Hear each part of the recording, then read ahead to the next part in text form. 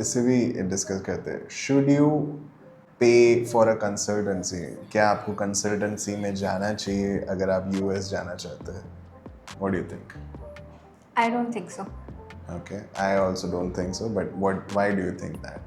They just charge you for kind of giving some information that you can get from Google or ChatGPT. That's what I want to tell you. Yeah. If you have a friend, distant relative, close relative, anything, and if you do a very much deep research, like in-depth research कर लो आप कि कैसे step by step करना है आपको वहाँ तक जाने के लिए, I think that would be good enough. क्योंकि मोस्टली मतलब the only thing that I could remember right now that उन लोगों ने मुझे जो टीच किया था वो पैकेट कैसे बनाना है, वो पैकेज जो हम यूनिवर्सिटी को भेजते हैं उसमें क्या क्या होना चाहिए, बस What वही should be मुझे तो the याद order है. व्हाट शुड बी वगैरह? The order, I think that will be available on Google, I YouTube, think UD anywhere. और पार्थ ने उस पर एक अच्छे सा वीडियो डेफिनेटली बनाया होगा, नहीं बनाया होगा तो हम बना देंगे. It's Actually, not that so difficult. that's not something that we should be giving money for. या. So I would suggest कि नहीं करनी चाहिए if you are like low on your budget, and if you don't have extra money to give in charity, I would say don't do. Even though if you don't have anybody there to help you, no mentor, no friend, nobody to help you, still don't go for consultancy. Because what consultancy majorly does is, उनके पास वैसे generic सब data रहता है कि ये university ऐसी है, ये इसका कोर्स है वगैरह वगैरह. And let me reveal the structure also of consultancy. Consultancy earns some kind of commission through your application. आप जो फीस एप्लीकेशन में आप देते हो, and if you get converted, मतलब आप उस यूनिवर्सिटी में आपका एडमिशन हो जाता है, तो उसके हिसाब से उन्हें कमीशन मिलता है. तो जो यूनिवर्सिटीज़ वो आपको रेकमेंड करती है उसमें उनका मार्जिन रहता है, सबसे पहली बात. तो हो सकता है कि वहाँ पे नहीं हो रहा है तो बोलेंगे कि नहीं फिर आपका नहीं हो सकता. ऐसा नहीं है, हो जाएगा. अलग अलग दूसरी यूनिवर्सिटीज़ भी रहती, वहाँ पे हो सकता है. वो आपको वो यूनिवर्सिटीज़ इसीलिए रेकमेंड नहीं करती क्योंकि उनमें उनको पैसा नहीं मिलता. सो वहाँ पे वो चीज़ अच्छे से समझ लेना. कंसल्टेंसी, जैसे कि श्री ने कहा, कहीं ना कहीं आपको एक दोस्त की तरह आपको लगता है कि आपको कोई है जिससे आप पूछ सकते हो. But again as I said, UD and there are a lot of other YouTubers who can really help you in that. They'll also have, I believe, the playlist specific जिसको आप देख सकते हो और स्पेसिफिकली अपना जो भी आपके क्वेश्चंस है, and they come live on their YouTube channel. So they do much more better job than a consultancy. Consultancy आपको दिमाग आपका ख़राब भी कर सकती है, because the agent, the person that was assigned to me, she was very rude to me. And it's not like I am a sensitive kid जिससे कोई हार्श स्टेटमेंट या upfront straightforward conversation rude लगती है, ऐसा नहीं है. I am a very blunt guy, I can take मुंह पे, मतलब बात ऐसा नहीं है. But she was just being mean to me, just being mean. I don't know why she hated me, what was the reason specific, but she was pulling me down all the time. अब मुझे पता है कि मेरे grades इतने अच्छा नहीं है, लेकिन इसका मतलब ये नहीं कि आप मुझे, एक तो कंसल्टेंसी में ना आपको जो पैकेज मिलता है वो भी आपके ग्रेड्स के हिसाब से होता है. That's also one thing. Shri का जो पैकेज था, जो भी कंसल्टेंसी ने उनसे चार्ज किया था, वॉज वे चीपर देन मेरा, क्योंकि मेरा ज़्यादा उसमें था ना, मेरी केटीज़ वगैरह ज़्यादा थी, तो कंसल्टेंसी को लगा कि बकरा आ गया. तो अब इसको भाई, तुम्हारा तो काम बहुत ज़्यादा है, तुम्हारा एडमिशन बहुत डिफ़िकल्ट है, so you charge, you will be charge double. So I actually paid double, then I was being treated that way. और कहीं ना वो आपको मना ही कर देते. मतलब आई वॉज वेरी ऑप्टमिस्टिक. मतलब मुझे ऐसा था कि यार कहीं ना कहीं कोई तो यूनिवर्सिटी होगी जो मुझे एक्सेप्ट कर सकती है, राइट. तो फाइन, ठीक है, मुझे दुनिया की बेस्ट हार्वर्ड नहीं मिल रही तो चलेगा ना, मतलब कोई बात नहीं, मतलब मैं किसी भी यूनिवर्सिटी में चला जाऊँगा, as long as it's real university, not a fake one. But since, जैसे मैंने कहा ना, मुझे बाद में पता चला कि उनका कमीशन रहता है, तो वो मुझे रेकमेंड ही नहीं कर रहे थे. मैं 2-3 और दोस्तों से पूछ रहा था, तो उन्होंने बोला कि ये 2 यूनिवर्सिटीज़ में ट्राई करके दे. एंड मैंने actually used to ask them, because मुझे लगा कि उनसे बात करनी चाहिए. They used to just be little me and like नहीं नहीं, वो तो बहुत ज़्यादा है, आपके उससे बाहर है.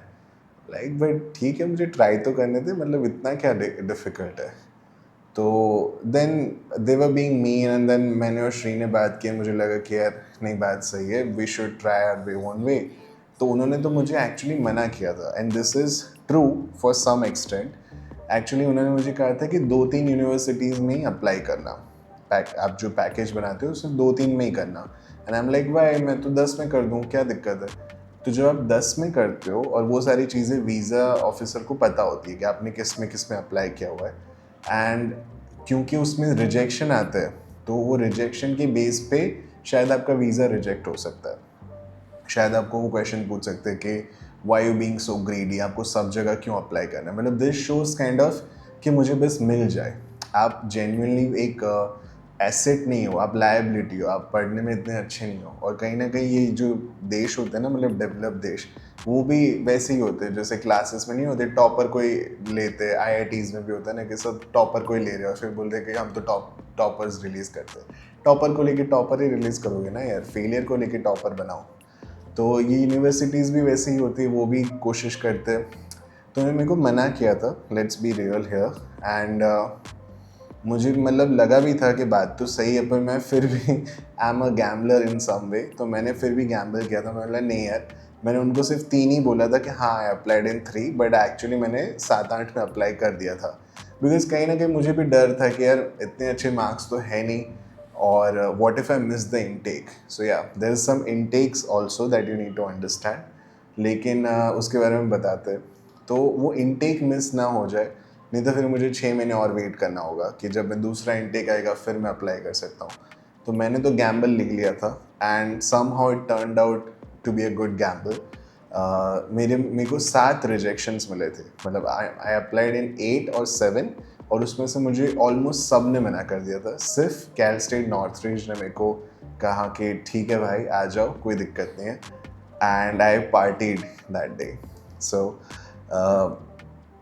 उसके बाद जो भी प्रोसेस रहती है, जैसे श्री ने कहा पैकेज वैकेज बनाना रहता है। एप्लीकेशन इज़ वन थिंग, कैसे अप्लाई करते हैं यूनिवर्सिटीज़ में, that's one thing. Then when you apply you have to pay the fees, तो आप फीस वगैरह पे करते हो।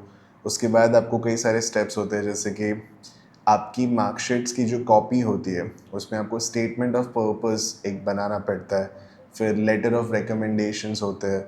तो ये सारी चीज़ें आपको लगती है, और वो सारी चीज़ें आपको अरेंज करनी होती हैं in some kind of order, and then prepare a packet. और उसको आपको फिर यू पेन से ही करना है, वो वाली पेन नहीं चलेगी वगैरह वगैरह, स्टार पिन। स्टार पेन वगैरह।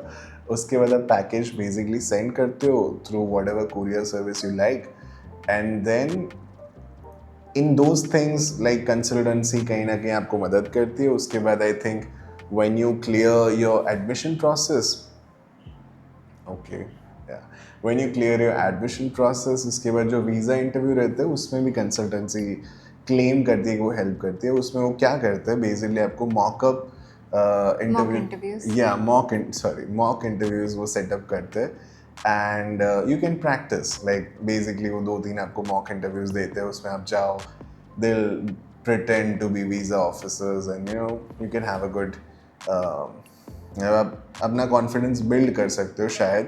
पर जितना मुझे उनका वो रवैया लगा था ना, मुझे लगा इनका मॉक इंटरव्यू अगर मैंने अटेंड कर लिया ये मेरे को डीमोटिवेट ज़्यादा कर देंगे। So I chose not to use any of their service except मैंने पैकेज के लिए उनकी हेल्प ली थी। यूनिवर्सिटीज़ में तो मैंने फिर उनका हाथ ही छोड़ दिया था। मैंने यार तुम तो रहने ही दो, क्योंकि एक यूनिवर्सिटी का जो पैकेज बना और एक यूनिवर्सिटी में मैंने अप्लाई किया, तो मुझे समझ आ गया कि वो ये तो मतलब जीमेल का अकाउंट बनाने जैसा है, इसमें कुछ ऐसा खास है नहीं। मतलब this no rocket science, if you are an engineer you can definitely do all this. तो मुझे समझ आ गया कि भाई ये तो नॉर्मल है, इसमें क्यों इसको मैं रोज़ फ़ोन कर रहा हूँ, मेरे को एक गालियाँ दे रही है, चिल्ला रही है मेरे पे फ़ोन पे, है ना। तो मैंने फिर अपने हिसाब से ही कर लिया था। सिर्फ पैकेज में आई टुक हेल्प, फिर उन्होंने कहा था मॉक वॉक में आ जाओ, मैं नहीं आ रहा, मैं खुद ही प्रिपेयर कर लिया। So this is the complete consultancy experience, but again इसे अगर हम sum up करें, only go when you are that scared to do it all alone, the money is quite high and you're not sure about all this. Consultancy will help you in some extent, but I think GPT can help you better, YouTubers can help you better, and it can save you money. But again, depends on your own perspective and choices. हमने दोनों ने consultancy लिए, even though we clearly don't recommend, but we took it. As I said, we learned the hard way. We did it and then we realized मैं तो half में ही छोड़ दिया था. I think श्री ने तो फिर भी complete की थी ना शायद. श्री ने भी नहीं, अच्छा श्री ने भी नहीं की थी. श्री के भाई ने की थी I guess. Yeah, Shree's brother did it. I didn't So we ditched the consultancy in half of the process. So that's our I think experience and hopefully it can help. So with that being said, इस video को यहीं पे wrap up करते हैं. मेरा नाम है वनराज. And I'm Shri. Thank you so much for watching this video, and I would really recommend you to check out the full podcast to know everything that probably you need to know. Take care. Bye bye.